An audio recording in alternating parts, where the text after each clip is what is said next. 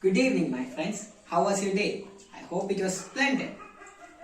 I feel so glad to talk to you and really appreciating this opportunity that I earned here to deliver my presentation. I would like to talk about demand. Today that's my topic, and it's not a rare topic because it was frequently asked and there's no point of talking about too much. But I am going into my real topic, that is elasticity of demand. Elasticity of demand. Anyone of you familiar with elasticity of demand? No need. I'll go through it. Let's begin with our session.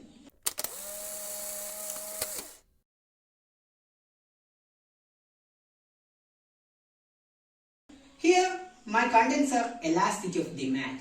The second one goes to price elasticity of demand. Basically, the first and second one have the same, but we just divide it because we are taking two sessions of two different parts here. And the third one goes methods. Method is a common word. I hope I don't need to explain it more because everyone knows what's methods. Okay? Without wasting your time, how about going through a session? First topic, elasticity of demand. Here we're going to explain about elasticity of demand and introduce you with some topics. And topics which I mean are types here, types of demand. Actually there are a few types of demand instead of one elasticity of demand, as it was classified into different groups. So let's begin then. Primarily, we should begin it with a definition. We can go through the definition.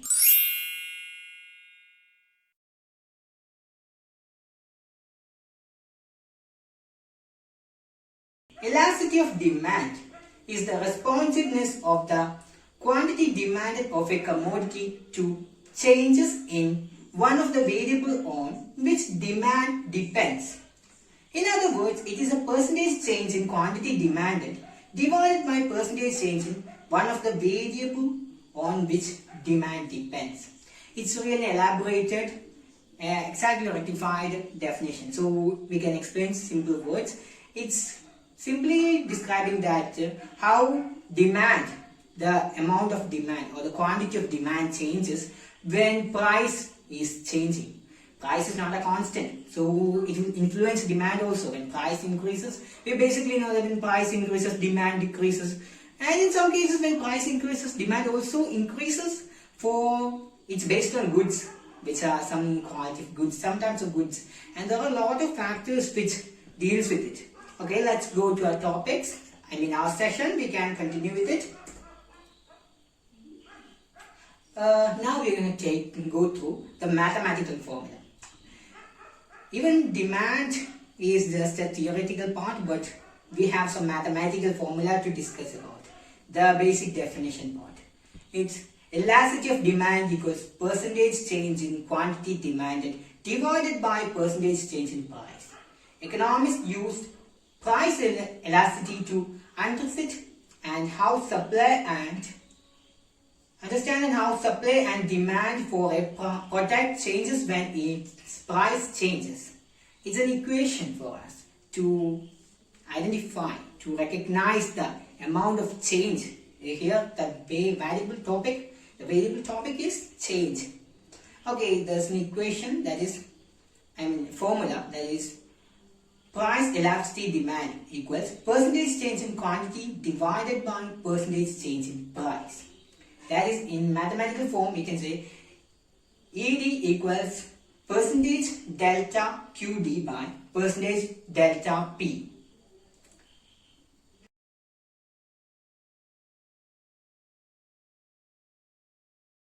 Here delta, the word delta, it's a symbol means change. That's let's go to the next part. Here's a solved example. Hope you can see that on the screen.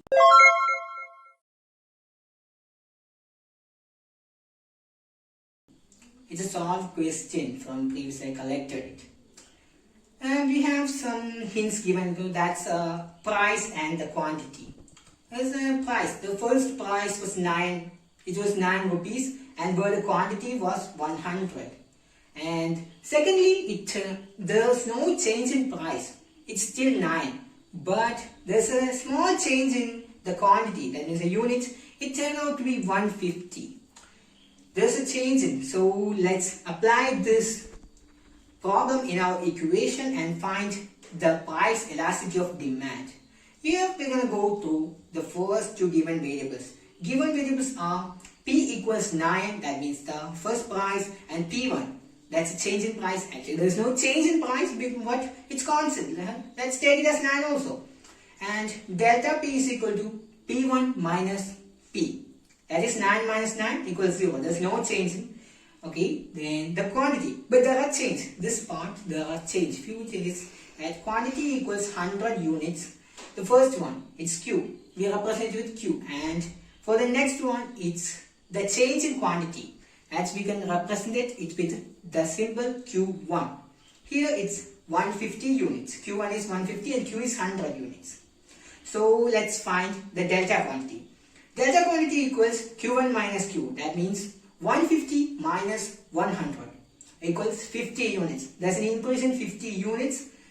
That depends on the quality of the products, which there's a demand increases for some reason. Let's check. So let's apply the equation. Elasticity of demand, ED, equals P by Q into delta P by Q multiplied by delta Q by AP. That equals 9.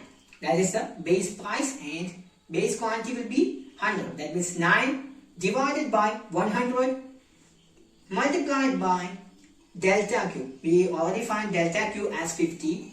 100 was the first unit, and secondly it went 150. So the unit will be 50.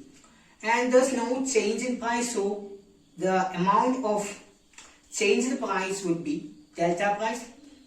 That's 0. We can represent 0. That means 9 into 9 multiplied by 150 equals 450 by 0. Equals actually 450 by 0. It's infinitely marked. So the price elasticity of demand would be infinite. ED equals infinite. That means the first one is perfectly elastic. That's it. Okay, let's move to our next part. And here I'm gonna explain to you about some few factors that determine the demand. Previously we just show a point of, there's a point that is the price never changed but demand changed. What we learned here, when price changes, demand also changes, right? I mentioned that there are some changes happening to the unity of demand. I mean the quantity of demand, but there's no change in price. So we will admire that why there is no change in price but demand changed. It's against our thoughts, right? Because I can explain that. So price is not only the simple content which influence demand. There are multiple contents, it's not single. So let's move to the 4 basic elements that determine the price elasticity of demand.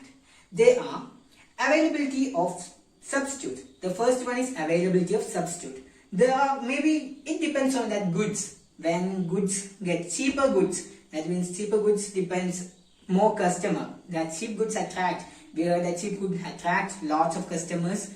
So that's another reason. A substitute, when goods are substituted for one another, substituting coffee with tea, that's an example for it. And the second one we are moving to is if the good is necessity or luxury. That's not a positive indicator, as if it's a necessity, that's an important one. When it's luxury, we can avoid that, as luxury is not an essential component of life. So it's just part, it depends upon our income, savings and other factors. So there will be change in demand. If in luxury, cars, bikes and ornaments are other things, we don't give more preference. We don't give more preference. Basic preference are food and other materials like clothes, shelter. These are basic preferences. So that's another reason for change in demand. Okay, the proportion of income spent on good. That's another reason for change in demand. That means it depends upon our income, our ability to buy. Demand basically depends upon our capacity to purchase goods. Here, if you spend all amount on same good, then there will be no chances for us to purchasing more goods. There will be less chance. That's also the reason for change in demand. Maybe we could buy, if our salary is more, then we could buy more goods. But if it reaches the limits, there won't be possibility for buying more. And the last and final, time elapsed since a change in price. As also, time is also a factor dealing with demand. That's also. And this is the 4 basic factors that deals with demand. The determinants of price elasticity. Price elasticity determined through these 4 factors functioning. You can see it on the screen, and I hope you can see it.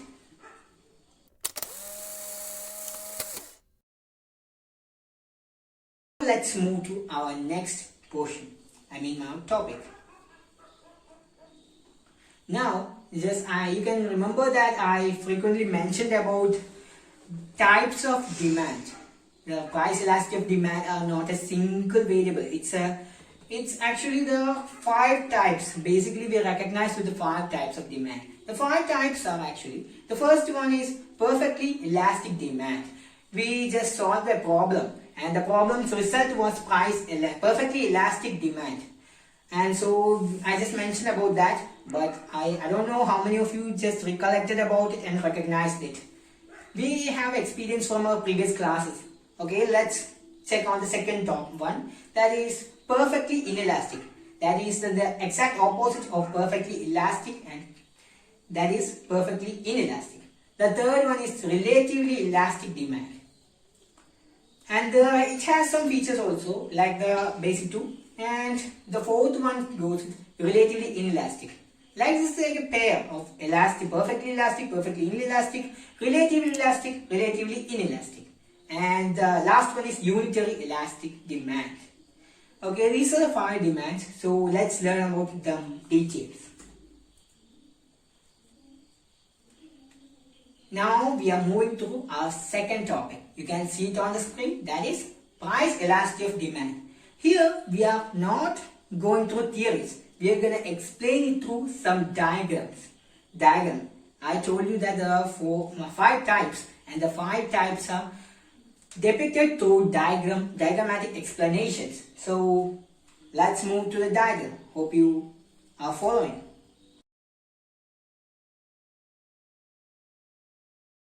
Using diagrammatic representation, I just explained that there are 5 types of demand.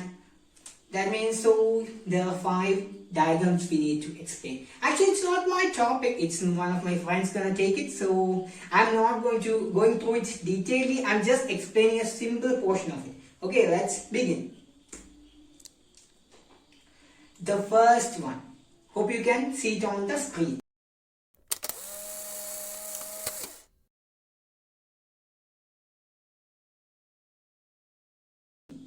The first one is perfectly elastic demand.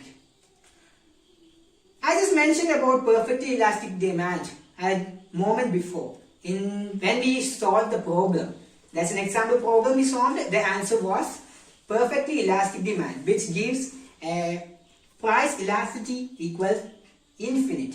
It's a small definition. That's the quantity of demanded increases infinity or by unlimited quantity. So simply we can say that when the change in demand occur and when the price elasticity would be always an infinite or an unlimited quantity, which is not expected to be there. It will be a heavy one, not a small amount or limited. So that's why it's represented in infinity. So let's move to the next graph. The second graph. The graph is represented on the screen. You can see it.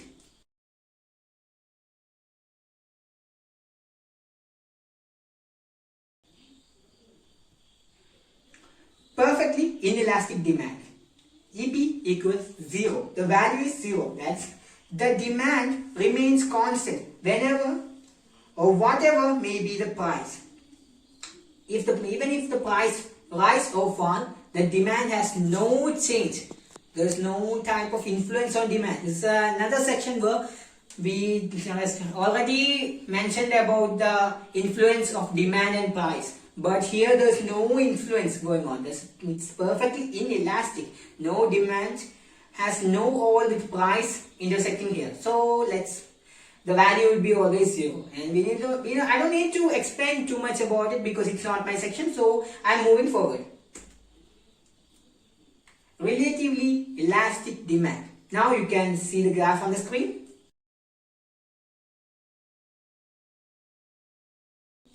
Relatively elastic demand. That means elasticity of price elasticity would be greater than 1. That means the value would be greater than. The definition is that the percentage change in demand is greater than the percentage change in price. That's what I explained about. That will be the percentage change in demand is greater than percentage change in price. Always the demand will be more than the change in price. That means if the price changes, the demand will always be more than the price. So let's move to the fourth diagram. Here the fourth diagram.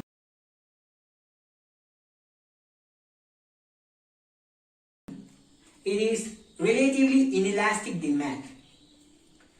Relatively inelastic demand, that is the fourth one, and the value of relatively inelastic demand would always be less than 1. The percentage change in quantity demanded is less than the percentage change in price. Here demand will be lower than price. Here price has the superior position and demand has the inferior position. That's our fourth diagram. Okay, we can learn about it details in next seminar, I hope. The fifth and the final one is unitary elastic demand.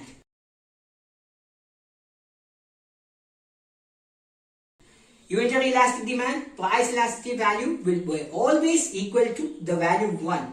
Percentage change in quantity demanded equals the percentage change in price. Whatever the change in quantity, that will be the same amount will be seen in the price also. That means, and there's one thing I need to explain, that is the unitary elastic demand here, the shape of the graph will always be a rectangular hyperbola. Okay. So friends, let's move to a third topic. A third topic of our content, that will be methods. Simply methods we use lots of methods nowadays. Even when we need to get out from a problem, we use different methods and strategies. But this is not that type of methods. I'm gonna introduce about mathematical methods used to solve problems here. And likewise, we use to solve the problems of finding the price elasticity, we can use few methods. Basically, methods are of 4 types. The first one we explained was percentage method, and there are other 3. Let's see which are the 4 methods. Hope you can see it on the screen, the 4 basic methods.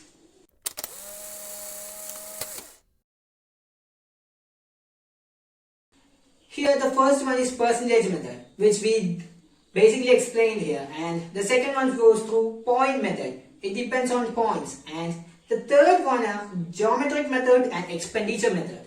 Basically these are the 4 methods used to find price elasticity of demand. Okay, let's learn about, let's view what are the details and what are the contents of them. First we are going to deal with the percentage method. Mathematically, it can be expressed as the price elasticity of demand equals percentage change in quantity demanded by percentage change in price. That is our demand.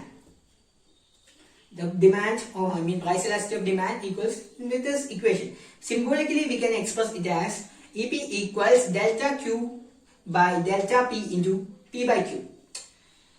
And the values are given here. What EP determines and what Q determines, what delta Q determines, and what P and delta P determines are here. Hope you can see the chart.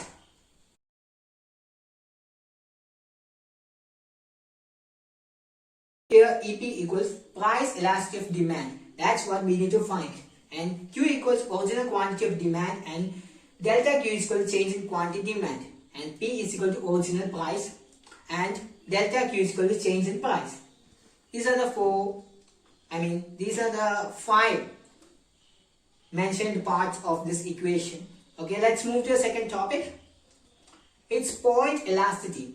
It's a definition I'm going to give you, as it's not my topic where my friend's going to be in charge of taking it. I'm not assigned this topic, so I'm not going through details. I'm just explaining a definition here. Point method. This method is used to measure the price elasticity of demand at any given point in the curve. We are going to explain the curve. According to this method, elasticity of demand will be different on each point of demand curve. Thus, this method is applied when there is small change in price and quantity demanded of the commodity. That's an explanation, and without wasting time, I'm moving because this time is overtaking. The third one, that is geometric method. I just said that it's based on geometry and it's kind of little about geometrical structures. It's a graph. I am going to display a graph here. You can see the graph.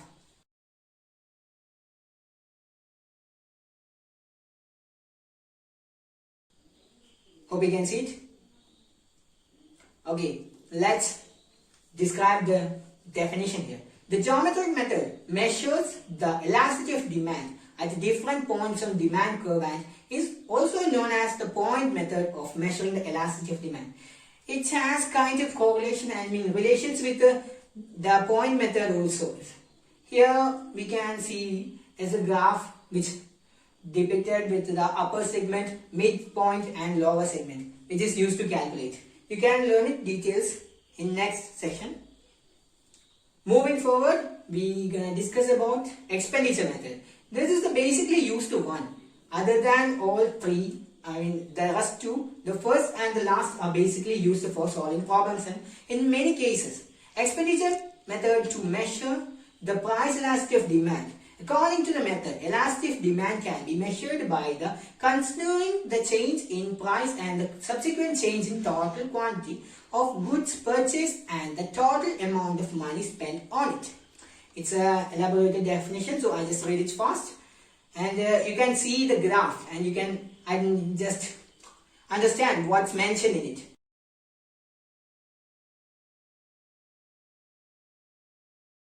Here we can also have an equation that's ED equals 1 minus delta expenditure by X delta P. There are also values also mentioned here. There are 4 basic methods of calculating price elasticity of demand. I just mentioned that expenditure method and percentage method are basically used instead of other two, because it depends on income of people and others. So expenditure is basic one and percentage calculation also is used, because most of the cases values are measured in percentages, etc. And it's a final moment, and I would say it's time to wind up the session. It's over here.